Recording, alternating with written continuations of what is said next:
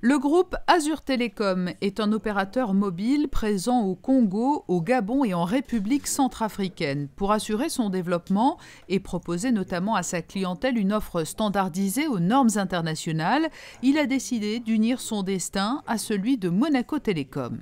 Monaco Télécom, par ce partenariat, devient donc l'opérateur de référence du groupe Azur. Bon, il s'agit de bénéficier de leur expérience, de pouvoir profiter d'une assistance technique qui est déjà prouvée.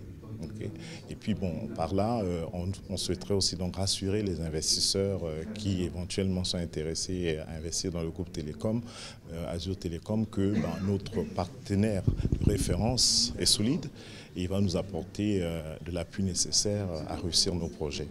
Le groupe Azur Télécom attend de Monaco Télécom un soutien technique pour, dans un premier temps, élaborer son nouveau plan stratégique et, dans un deuxième temps, le mettre en œuvre.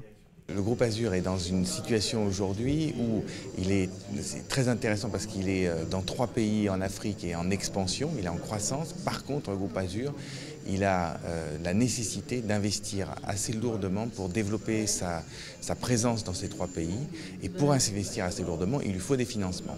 Donc la première phase de notre partenariat, c'est de l'accompagner dans cette recherche de financement. Ça veut dire quoi? Ça veut dire faire un plan stratégique, présenter ce plan stratégique aux banques et donc du coup rechercher ces financements avec lui.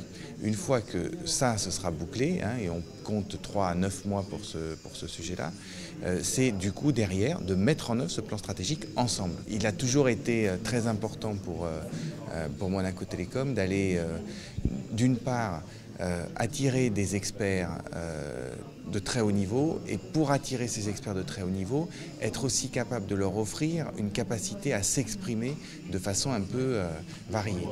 Et donc sur ce modèle-là, qui a été effectivement conçu à la fin des années 90, on a su construire des partenariats de très longue durée et qui ont amené, je pense, beaucoup de valeur aux 2 partenaires. Ce partenariat a été officiellement signé cette semaine à l'hôtel Columbus sous l'égide de la Chambre de développement économique et de son président Michel Dotta. La CDE qui, à la fin du mois de juin, se rendra d'ailleurs avec un groupe d'entrepreneurs monégasques dans l'un des pays d'intervention d'Azur Télécom, le Gabon.